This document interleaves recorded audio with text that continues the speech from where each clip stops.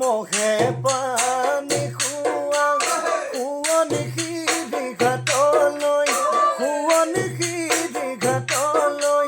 নিতনো তোক চাবলৈ নিতনো